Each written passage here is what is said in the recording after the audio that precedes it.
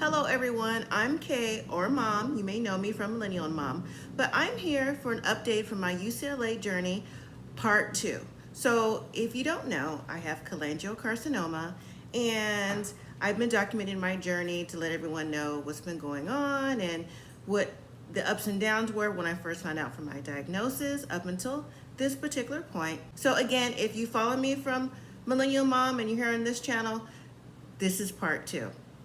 So since the last video, I heard back and was advised by the specialists at UCLA that they wanted to do a liver biopsy on me, which is in advance of a possible liver transplant. Now they said they had saw or possibly spotted something that looked like there could be scar tissue, an artifact, which is a possible shadow or something that they saw in my liver from when I was originally diagnosed in May 2021, and after they reviewed all my CAT scans, PET scans, ultrasounds, they just wanted to make sure that it was nothing new and growing, which was a little bit of a concern for me because my local oncologist here didn't seem worried that there was anything new or anything suspicious on any scans I've had. As a matter of fact, I haven't had any scans, or PET scans anyways, since March of this year, because he said, my local oncologist, was, there was nothing there and I shouldn't even be concerned because the tumor right now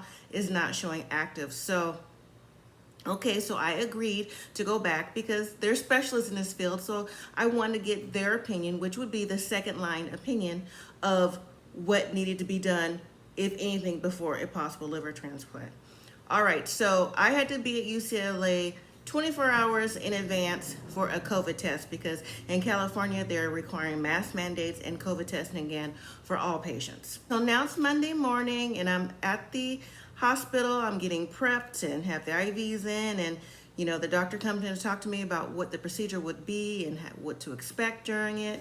And at the same time, he mentioned to me that he was teaching that day resident doctors, and did I mind if they came in to view, because they've never experienced anything like this before, or anyone that's had cholangiocarcinoma.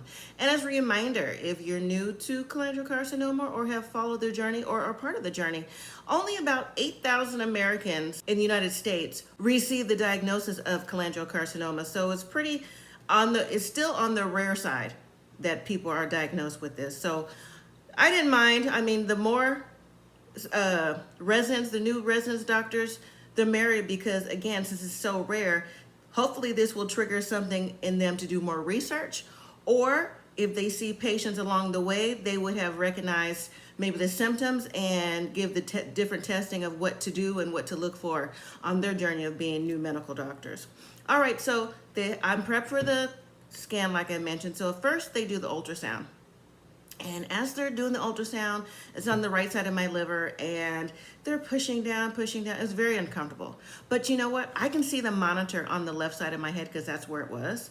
And they're pushing down and they're looking for about a minute, 2 minutes, 3 minutes go by, and no one's saying anything. And then all of a sudden the doctor pipes up and says, well, you know what, ma'am, we don't see anything, so we're going to go ahead and give you some contrast. So the contrast, if you all know or may not know, helps light up any areas or goes directly to areas with like a glow, so that they can see if there's anything there, whether it be a tumor or whatever they're looking for. So they put the contrast in the IV line, and then it lights up. It kind of looks like bubbles, kind of like red bubbles. Like, honestly, it was an ambient color, kind of like a forest fire would be like an orangey, burnt red color. So it was lighting up, and still they're going around, and the different residents are trying to go around too with the ultrasound, and they're saying, well, we don't see anything. So, okay, well, doctor said, well, if we don't see anything, we're going to go ahead and do the CAT scan of the liver, which originally that's what I was there for. That's what was on the paperwork, CAT scan and biopsy of the liver. So they put me in the CAT scan machine, and again, the contrast already in there, so I don't get any more contrast. And I'm in the machine maybe about 5 minutes, because it wasn't very long at all. Because normally if you get a CAT scan or had CAT scans done before, that procedure could be like 10, 15, 20 minutes, depending on what they're looking for or what area they're looking in, right? So after about 5 minutes goes by, and they roll me out the CAT scan machine, it's really quiet. Like there's no one in the room but me. And I'm thinking like, what's going on? Maybe they found something and, gonna prep me more and, go ahead and sedate me so they can get the procedure together. And maybe another 5-10 minutes go by and the doctor comes in and the resident doctors come in. And it was explained to me that, well, we don't see anything. There's nothing there. So whatever lesion, cancer, tumor, whatever was on your scan before, there's nothing there.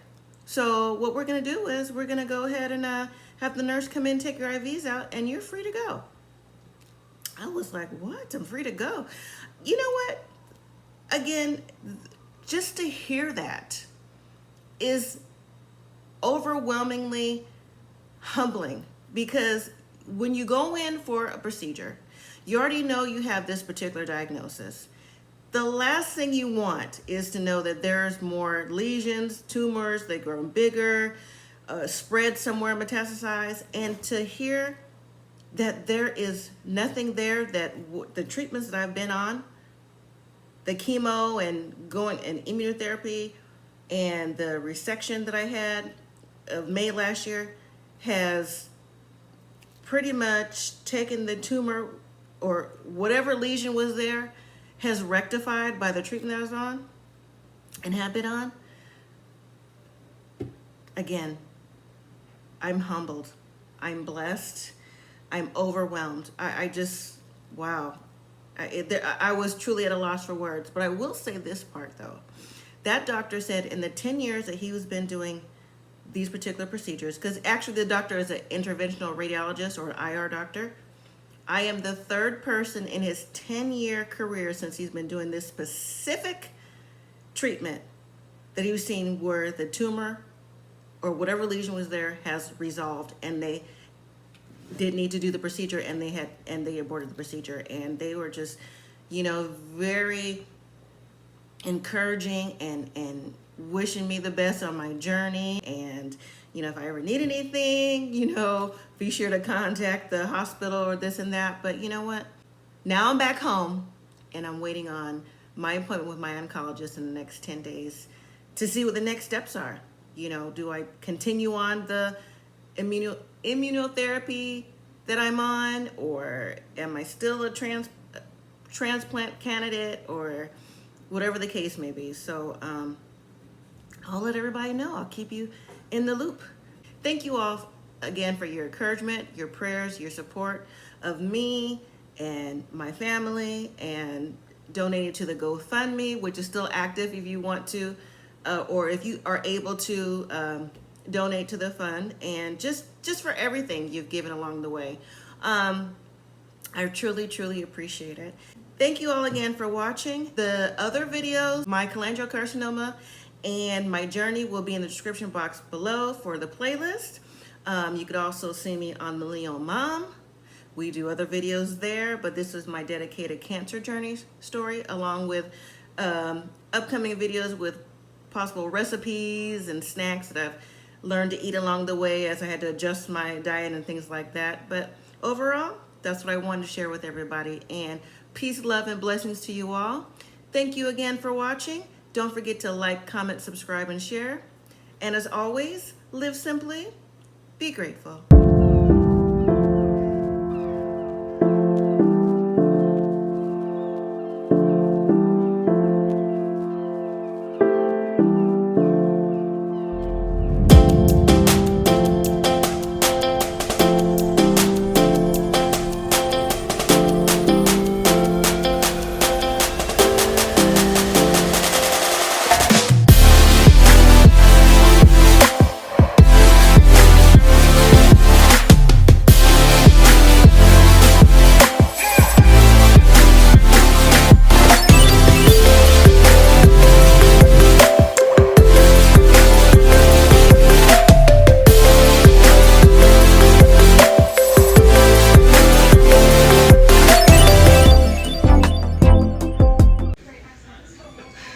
About ready to go.